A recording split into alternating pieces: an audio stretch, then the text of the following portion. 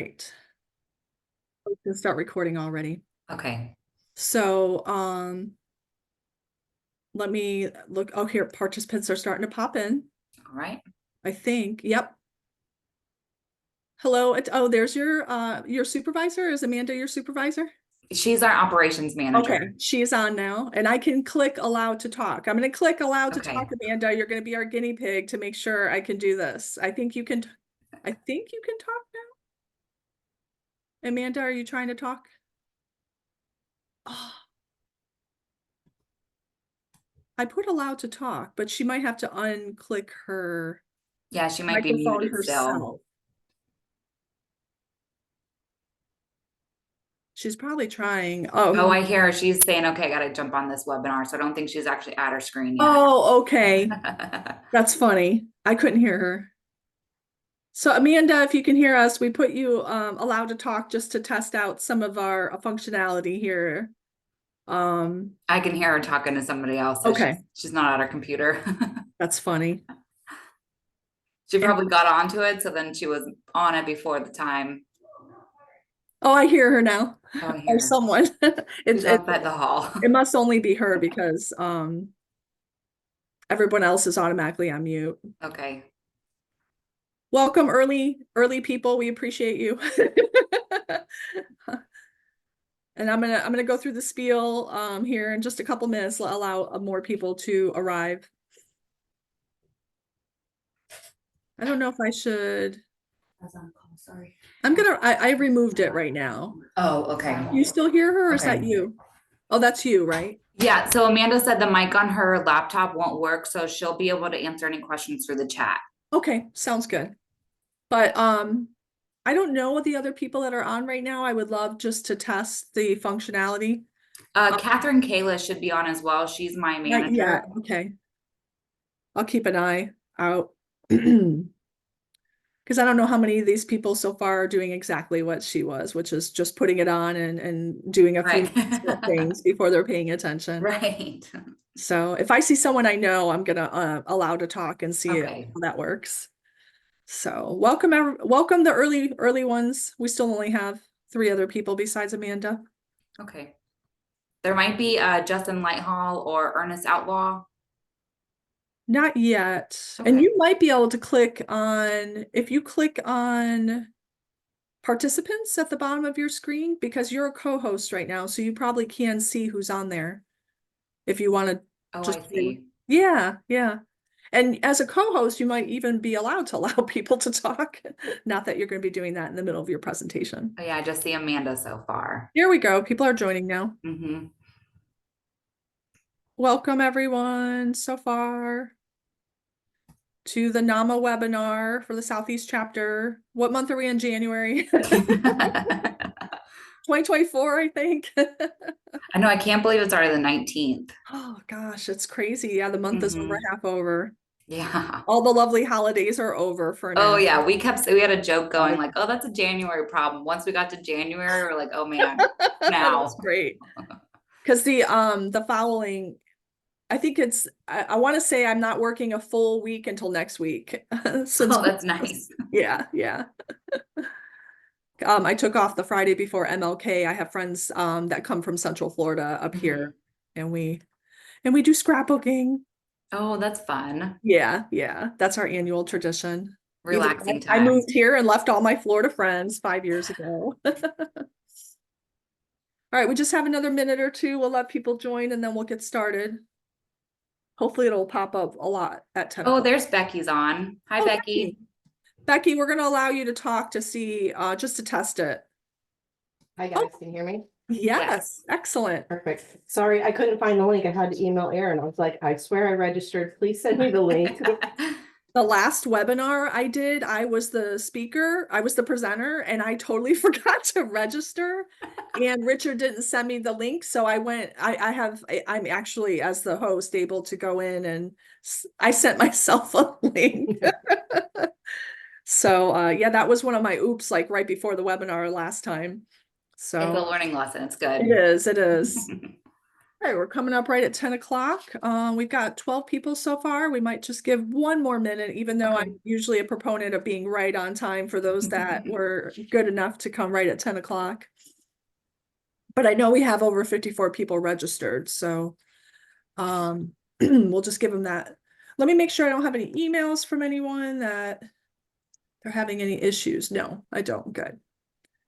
So I'm gonna just go ahead and get started with some of the housekeeping. This is the January Northeast chapter of NAMA webinar with Kyler Johnson. And the webinar is being recorded just for your information. So for those that are registered, they can watch it later. And our NAMA members also have the ability to watch any NAMA webinar at a future time. Excuse my congestion, I'm still getting over a cold. So I apologize for that. I'm Andrea Sturmer, and I'm the training committee chair for the Southeast chapter NAMA chapter. We're having fun this morning. Some of the housekeeping, I just want to let you guys know, like I said, we're already recording. And then if you do have any questions, that's going to be at the bottom of your screen. There should be a Q&A. That's how we're going to address questions. Kyler would like to wait till the end to answer any questions, just for your information. So we'll have an open session at the end for questions. And then if someone has a more complicated question, we can always unmute you to be able to ask your questions. Give me just a second to make sure I've got everything going here that I should. I'm going to go ahead and do Kyler's bio. So Kyler Johnson is our speaker for today. She's going to talk about household chemical waste in Lee County, Florida. And she grew up in Alva, Florida, and went to Florida Gulf Coast University for her bachelor's in environmental science with a minor in biology. Formerly, Kyler worked at the Department of Health for 3 years before coming to Lee County Solid Waste in 2021 as an environmental specialist. In late July of last year, 2023, she became the recycling coordinator for Lee County Solid Waste. So let me just get things going here, and then I'll turn off my, give me just a second. Whoa, I did something interesting. There's just so many buttons. It's cute technology. There's just, okay, there we go. So everyone should be able to see her screen. And I think at this point, I'm going to go ahead and turn it over to you, Kyler. All right. Well, thank you all for having me for this webinar. I'm really excited to let you know what we're doing for household chemical waste in Lee County. If you have any questions, our operation manager for Lee County Solid Waste is on the call. So just put in the Q&A. She'll be able to answer those, and then we'll kind of go over them at the end. My name is Kyler Johnson, the recycling coordinator. So today we're going to get started, and let's make sure. We're going to be going over our household chemical waste through the years, where we started at in 2001, where we're at today, the struggles, the best practices, lessons learned we've had throughout the years. We're also going to talk about the products that we take into our centralized location. We're going to talk electronic waste, where it was when we started in 2001 collecting it, and then what we've done with it since then. Our mobile collection events that we have throughout the county, our reuse center, and then what we're doing with education and outreach. In the early stages, 2021, this was our first centralized location. It was at our airport. In Lee County at that time, we had about 440,000 residents living here. We had 2 full-time household chemical waste employees, and then we also had a vendor that we contracted out that would help us collect items for their final disposal. And then at these events, we were collecting electronic waste. And in that year of 2001, we collected 247 tons. In 2002, we were awarded a $50,000 DEP grant. This was helpful for us because we purchased a pallet wrapper. We were getting in tons of electronic waste. We had to figure out a way to store it. So this pallet wrapper became very useful for us. In 2002, we still continued the 5 collection events. 2 of them were in the north side of the county. One was in the south side, and then we had 2 centralized collection events. This year we went up 30 tons, so we went to 277 tons collected. And then we also expanded on our advertising. We had to figure out a way to let residents know about our collection events, what we were collecting. So in this year, we expanded on that. In 2002, we started advertising in the newspaper and in the radio. Both of these were very costly, so we did some of this, but then we utilized our website and press releases. And then we also gave out brochures at these collection events to let residents know when we're going to be at a collection event, where it's at, the time, location. Our website was also useful because it gave any updates on the collection events, or if they were just curious about any of the recycling or programs that we had within our department. In 2005, we still continued those 5 collection events. We still had our vendor who was collecting, working at those events with us. And then we started our franchise hauling agreement in the fall of 2005.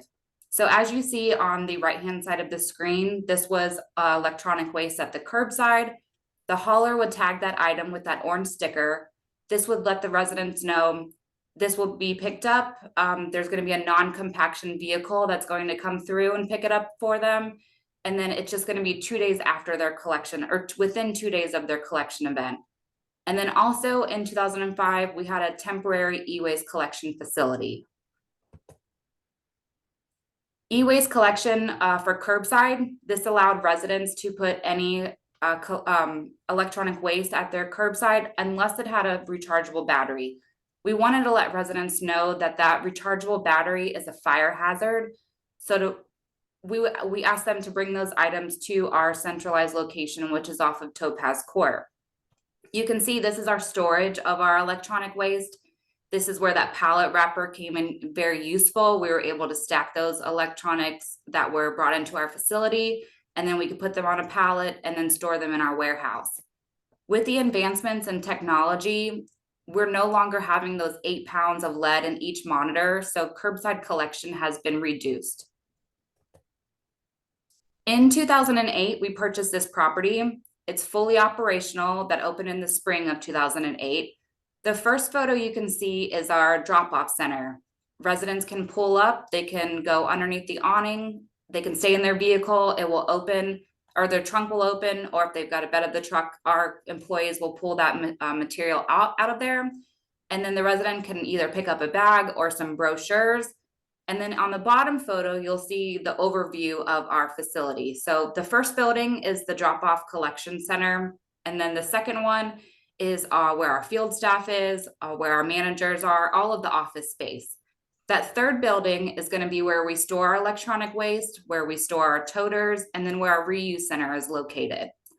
This facility is open Monday through Friday, 8 to 5 p.m. The first Saturday of every month, 8 to 12 p.m. Unless it's a holiday, then it will go to the second Saturday. And then once a month, we have our vendor come in and we're going to do a small business quantity generator collection event.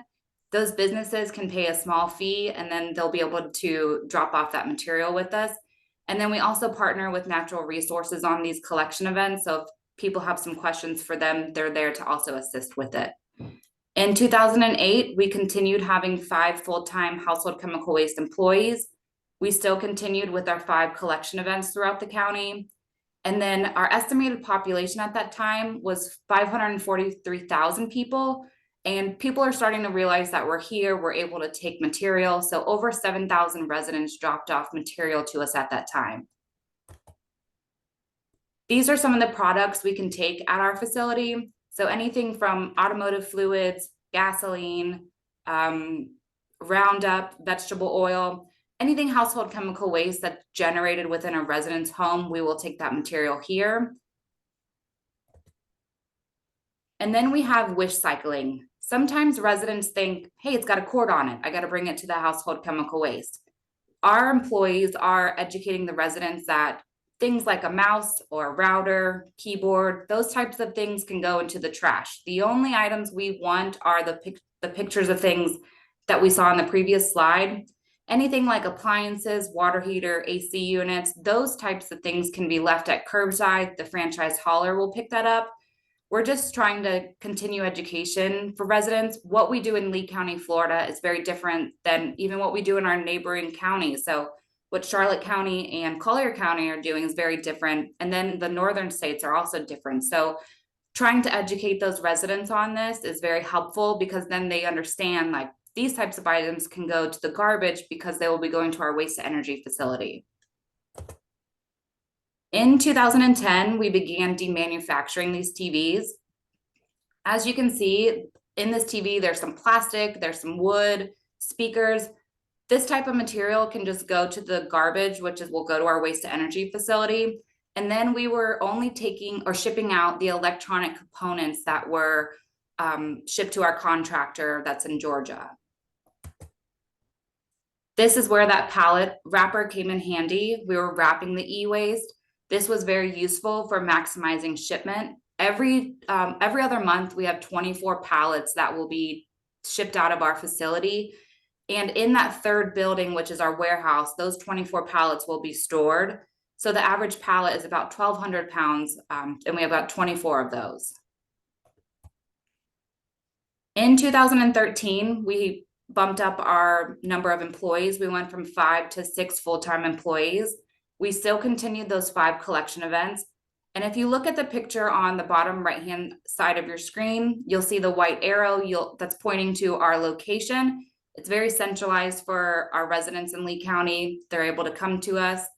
And then from 1990, we doubled our population. So we were at about 335,000 residents. And in 2013, we were at 643,000. Which was a bump up in the amount of residents that are now dropping off, because instead of 7,000, we're now at about 18,205 residents that have come to our facility. Year over year, we've been tracking our material that's either processed by our team or the contracted vendor. All of the tons that are collected will go towards our annual State of Florida DEP report. As you can see, in 2017, we had 745,000 pounds of material collected. And then in 2023, this was the year of the after year of Hurricane Ian, we collected 1.3 million pounds of material just at our facility. So this tracking lets us know that every single year we are increasing our number of material coming into our facility versus going to final disposal. Then we come to Hurricane Ian. Most of Florida was impacted some way. Lee County was directly hit by Hurricane Ian. We have a relationship or a standing contract with a vendor, a debris contractor. Every 5 years, we have the opportunity to have this contractor, and then with a potential 5-year extension. The household chemical waste facility after Hurricane Ian was shut down for a week post-storm, because those employees were helping the field staff do debris assessments. Our outer islands like Fort Myers Beach, Sanibel, they were impacted the greatest. So our team was out there showing or doing a debris assessments to see what were the hardest packed areas. And then once that facility opened back up and the debris assessments were done, we were fully operational again. So we had the 1.3 million pounds collected at our facility. And then we had the debris contractor that collected 235 loads of household chemical waste, which was just under 1 million pounds. So we've got 922,000 pounds of household chemical waste, 3,578 pounds of ammo, which we had to partner with Lee County Sheriff's Department and Florida Department of Emergency Management to find a contractor to dispose of the ammo. We had no plan of this because people didn't really drop off the ammo at our facility. But since the flood came in, all of that ammo had to be disposed of somehow. And then we also had 156 pounds of fireworks that came into our facility. This picture here, this was at one of our outer islands off of St. James City. This was the picture a resident sent in to us. And then we come to the customer count. This graph for us is very useful. We can see that in January to May is our very busy season. And then except for March of 2020, we all know COVID hit during that time, so our numbers dropped drastically. And then September October of 23, you can see that the numbers also dropped because of 22 because of Hurricane Ian. And this is probably my favorite thing that we have. This box truck was bought in 2017. We realized that majority of our residents, 70% of them, are coming from outside of that 5-mile radius. So we had to do something to get out into the community. This box truck is able for us to go from 5 collection events a year to now we've got about 26 mobile collection events. We've partnered with a vendor that will help us do our large scale events that are all in Cape Coral. We're kind of expanding that now. Our box truck is wrapped with our household chemical waste and reuse center. And then we've also added that QR code. So if a resident is driving behind our box truck and they're like, wait, free supplies, how do I get that? They can scan that QR code. It will take them to our website, and they'll be able to see, oh, okay, I can go off of Topaz Court and go get some free cleaning supplies or paint or any other household chemical waste that's went to our reuse center. And that's where in 2018, we opened the doors to the public for any gently used or unwanted household chemical waste. So if you see the picture on the bottom of the screen, this is going to be our paint room. Anything from quarts, gallons, half gallons, anything like that will be where the paint is. Sometimes people buy paint and they're like, oh, this is off a shade of color, or maybe I want a different color now. They can bring that paint into us, and then we'll be able to give it to another resident at no charge.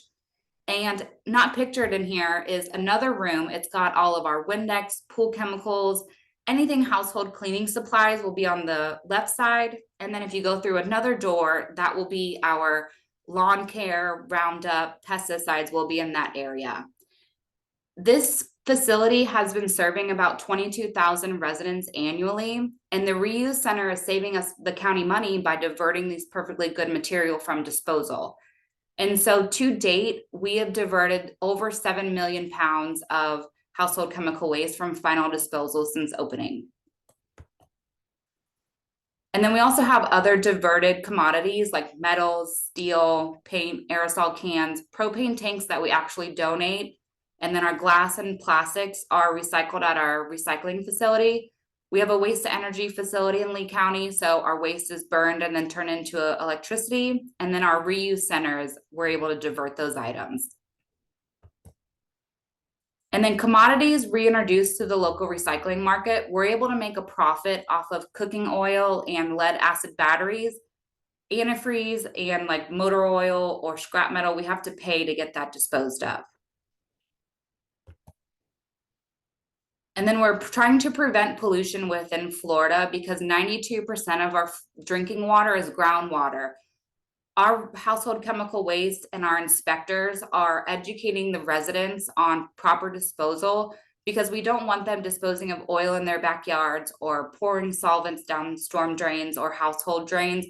We're trying to protect our waters, and things like this can cause chronic groundwater pollution. So that's why we work with Natural Resources and their team to educate residents on this. We're trying to protect our water, and care must be taken. And then we have our face-to-face interactions. This is when our household chemical waste team or the inspectors will be out in the public. They're able to give them brochures. We've got reusable bags at collection events, tours, and presentations. We give out this material. And then we also have residents that will call our customer service line, and they'll request things like magnets or brochures. We have a residence guide that's in 3 separate languages. So residents really like to see that because then they get to know, what do I do with my recycling? Or how does debris from a hurricane get set out? So it's a really good brochure for the residents. With our 7 field inspectors, they are educating the residents while they are overseeing the operations from the franchise hauler. They're out in the streets doing recycling sweeps, 24/48 sweeps. They're there just to make sure that things are running smoothly so garbage is picked up off the street. And whenever they do come across things like household chemical waste in the right of way, they're able to tag that and educate the resident that the hauler will not pick that up. They have to drop that off at our household chemical waste facility. And when we do things like a collection event or a presentation, we've created reusable bags that are advertising our household chemical waste and our reuse center. These are given out when residents drop off material or when we're out in the community educating. We've also revamped our literature, so it was kind of outdated and very wordy. So now we went to rack cards. It's a one page, one side is English, one side is Spanish. We have that printed literature from everything from our battery campaign to recycling. So different things that residents would be interested in knowing more about. Each printed literature or our website will have a QR code. So the last two or the most recent things we've done are our battery campaign and Keep Lee Plastic Free. They're able to scan that QR code and get information and standard messaging on what we're doing in Lee County solid waste. Our Keep Lee Plastic Free is keeping plastic bags out of the recycling and the yard waste. And then we have our other ways that we're educating and doing outreach methods within the community. Our website is a great tool because each department or each business unit within our department has their own tab. So if someone's wanting to know more about recycling or household chemical waste or how to turn in a C&D form, our website will have the most updated and updated with the latest ordinance and regulation. Then we also have press releases. This is great for when we're having a collection event come up. We can put that press release out when we have a holiday that's going on and people want to know, if my holiday is a Monday, what day will my collection be? And then it's really great for outreach events. Social media posts, we also take advantage of. During the hurricane, we had Debris with Doug. It was our director. He was doing a video every day or weekly for what's going on with debris. How do you put that debris out? Have we been to your area yet? So it was a great tool. And then now we use it for awareness. So for our battery campaign, we did social media posts and we were able to let the community know what's going on and where we're at. Then we also have community days and tabling events. We do this at like our North Fort Myers recreational fall festival. We partner with a local baseball team. So we're out doing things where the community will see us. And then a great tool that we have is our newsletter. This was just created. We have 446 residents that have signed up. And then quarterly, we'll be sending out new information or updated information to residents, just what's going on with Lee County solid waste. Community presentations, I do a lot of those for our recycling facility. We're now going to be moving into an integrated solid waste. So when I go out and do those presentations, we'll be giving residents a full view of what Lee County solid waste does. We also do waste to energy tours. People love coming to see the burners, seeing how the claw is dropping that material down. They like to see the tipping floor. So it's very exciting for them. Then we also partner with the Sheriff's Department. They help us enforce a state statute about tarping the load of when people are coming to drop off that material. They're doing about 8 hours a month right now. And the officer told our operations manager that they've seen a great deal of change. So people are now realizing that that state statute is in place for a reason. So we're not having litter on our right of ways. And also illegally dumping, we've had an issue in the eastern portion of our county. So we partner with the Sheriff's Department to where if we do find evidence, they can now go and track those people down. Another part of our education and outreach is our department advocates, our one org. We're all one organization working to better the community. So teaching those staff members of what we're doing at Lee County Solid Waste is helpful. So we've created an initiative for a recycling workshop. We went into the Lee County Parks and Recreation centers. We've taught them about what we actually take for recycling, and then we'll be moving to the libraries next. And our green teams, we love them. They are our community advocates. They're going to be teaching the other residents that they know, their friends and family, of what we recycle. So those are like your garden clubs, your HOA teams. This is the battery campaign that we just did. We wanted to educate residents on what do you do with your batteries? Well, what goes on? Like, where do you put them? So we did Take Charge Lee County. We want those nickel cadmium batteries, lithium ion rechargeable, and car batteries to be dropped off at our Topaz Court facility, or they can drop them off at one of our mobile collection events. Things like alkaline batteries, AA's, your AAA's, those things can just be put in the trash. We no longer want them in the recycling cart. So most people or most residents don't know that a little small greeting card has a battery in there. So we're trying to educate them on putting those things where they're in the proper disposal, things like power tools and game controllers. If you're not sure, call us. We'll be able to help you help residents answer those questions. Another great program we've created, this started in 2018. This is our Use Sharps collection program. This is just educating the residents on proper sharp disposal. We don't want them putting it in their regular trash or their recycling bin. We're trying to prevent any injury to humans and animals. So what we've created is we've partnered with our local fire departments. They have empty Sharps containers there. So when a resident brings in a full container, they can exchange it for one of the empty ones. And then this is just keeping the Sharps in a disposal way that is safe for people, animals. And then another good question residents have, well, what do I do with my expired medication? We've partnered with the Lee County Sheriff's Department where they can take those medications and drop them off. And residents have a lot of questions on instructions for transportation to our facility. We want those residents to transport any household chemical waste in the trunk or the rear of their vehicle in maybe a container or like a sturdy box. We ask them not to mix any of the products together, don't smoke, keep the products in their original containers. We don't want you we don't want the residents putting gasoline into a 5-gallon bucket. Please put it in a gas container. And then make sure the lid is on all the way, make sure it's not leaking, and then don't store the product in your car days prior to drop off. And our most frequently asked question is the most thing that we have educating residents on is what we actually accept at our facility.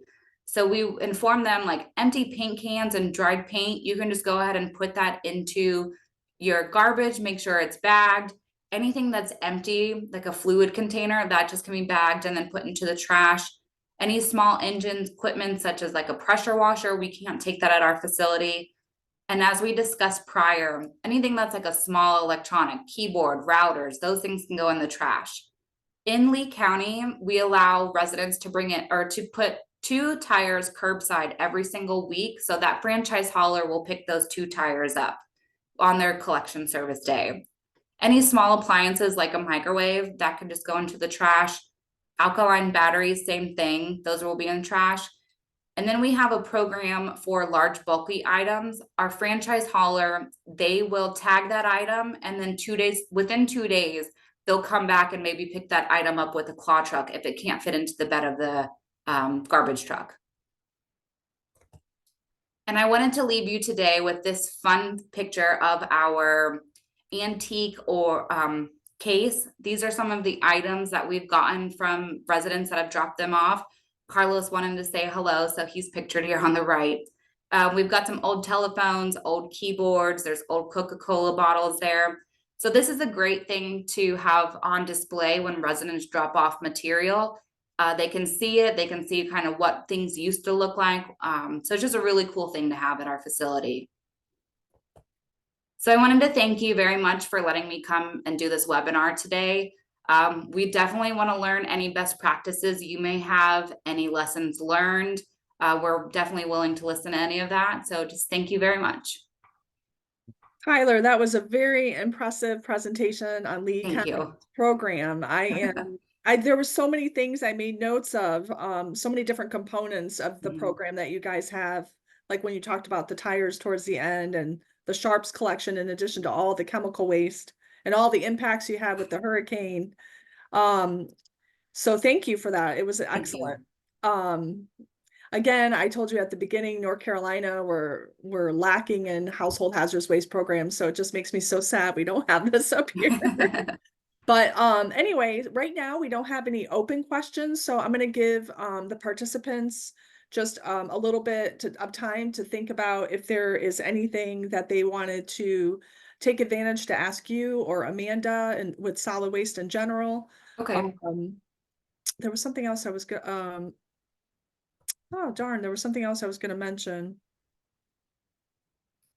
Sorry about that. that's okay. I had a question I made a note of somewhere here. I was curious if Lee County is having any issues with those large lithium batteries we all know are problematic right now when they are potentially damaged and things like that. Is Lee County having any issues with the bigger batteries trying to come in from cars and stuff like that? Yeah, we've had residents, I believe, trying to drop off like the electronic car batteries, and we're not able to take those at our facility because we haven't found a final disposal place for Oh, them yet. wow. Okay, that's Mhm. problematic then. Yeah. And then I was on an EPA work group meeting talking about solar panels, and I was curious because they were talking about some of the states were talking about how some people want to write legislation to not even allow non-hazardous solar panels in the landfill or at HHWs due to the size of them. And I didn't Mhm. know if that's come up at all yet in your area because I bet there are a lot of solar users if you guys have seen any solar panels popping up for people to bring in. Yeah, I'm not positive on that. I know my boss, she has done some research on the solar panels. Kathy might be able to answer that question better. Yeah, I was just curious because it came up yesterday in this work group meeting. So for those of you that don't know, the EPA is considering solar panels potentially as universal waste. But there's still a lot of issues, of course, with disposal, even if it is universal waste, but at least the management of it is a little bit easier. Um, Becky, if you could do me a favor and just put a question in or just put a test in the Q&A, because I'm hoping there's not an issue on my end.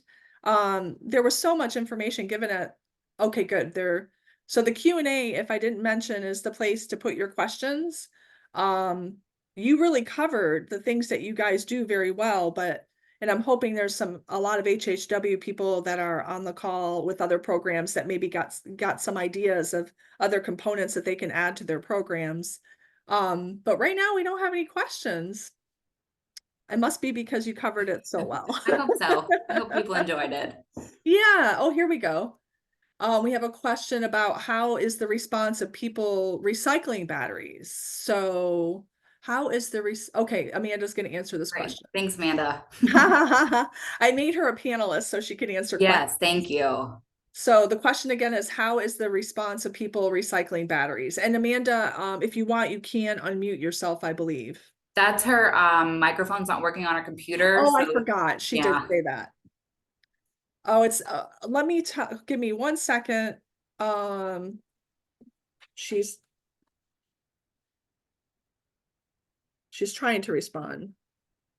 Oops, I'm having trouble typing fast.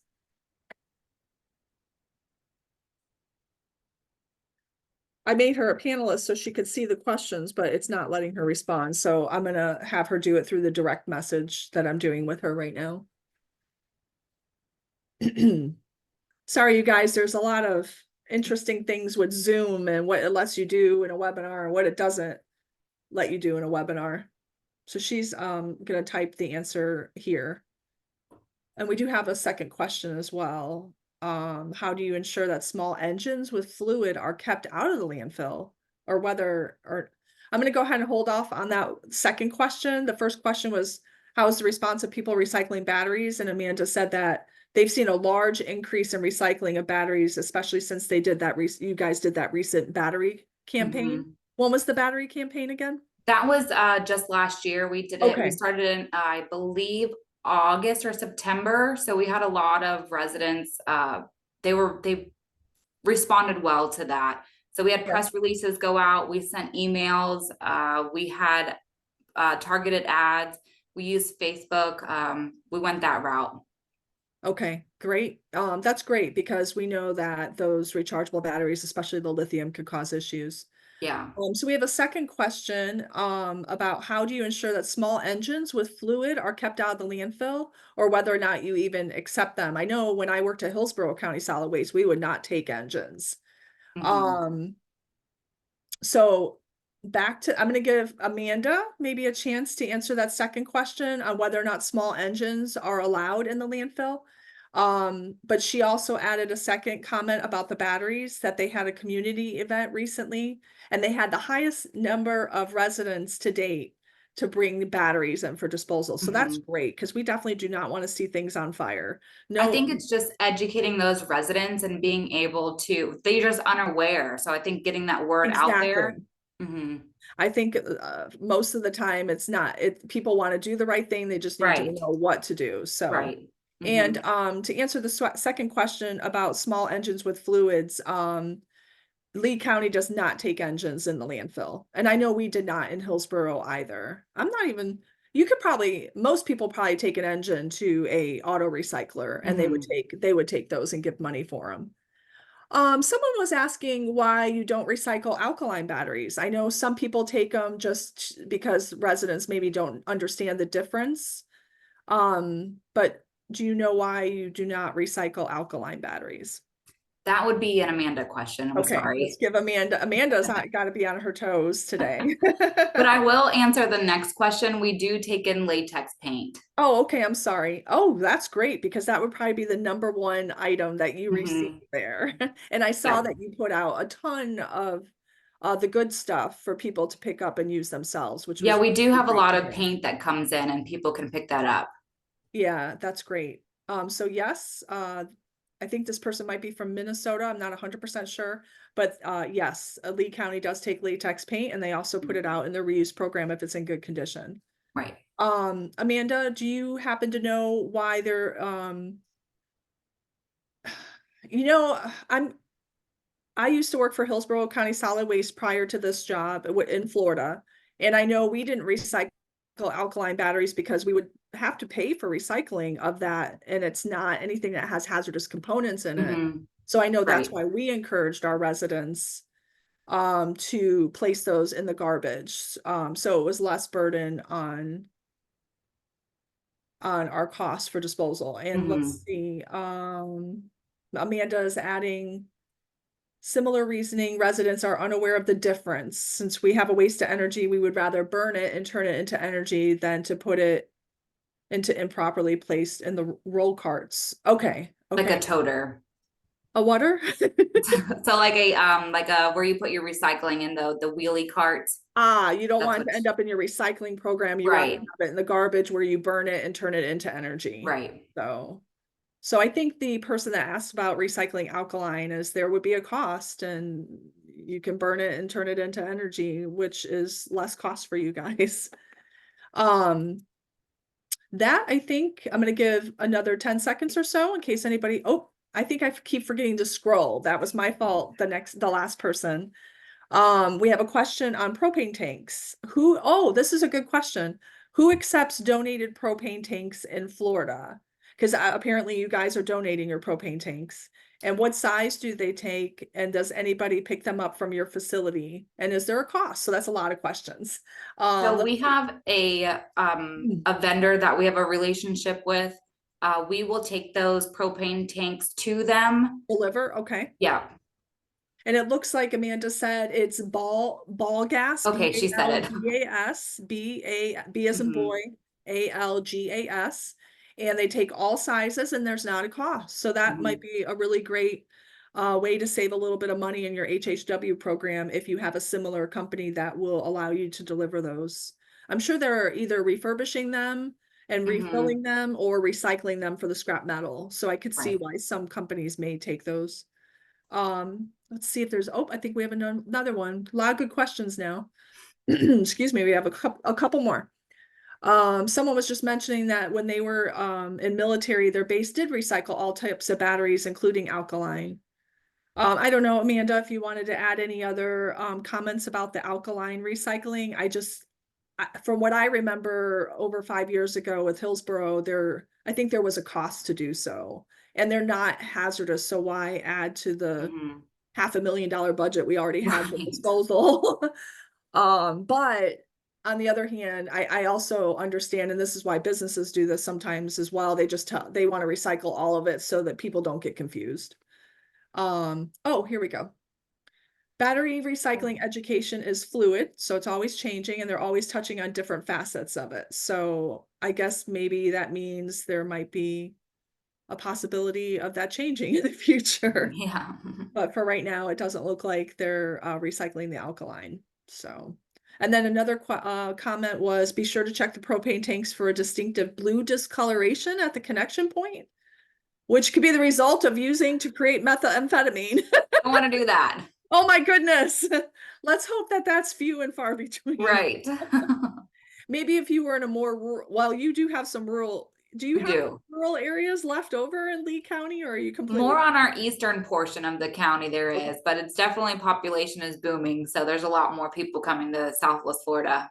Well, maybe pass that on to Carlos. Just was it Carlos that was Yes. in the picture? Pass that on just in case they're not aware of that. That's actually a nice little safety thing. Yes. I wonder if we cover that in our household hazardous waste training we do at our work, our annual conferences. Mhm. Oh, and by the way, that gives me an opportunity just to remind everyone that the Southeast chapter is having their annual conference in Tampa this year, Tampa, Florida, and it's May. I'm pausing for a moment as I find it. I think it's the 4th. Ah, 6th through Sorry. the 9th. thank you. Go ahead and say that once more. It's May 6th through the 9th, and it 6th is in through the 9th. Hillsborough County. In Thanks, Hillsborough Becky. County, Florida, and I believe it's going to be in the rural, not the rural Tampa area, but the non-downtown Tampa area. So, and we're sending out our correspondence. Registration's already live, and we're working on agendas and things like that. So, Kyler, I don't think we have any more questions. And I appreciate everyone participating today. There will be a recording of this. If your coworkers missed it, and they were registered.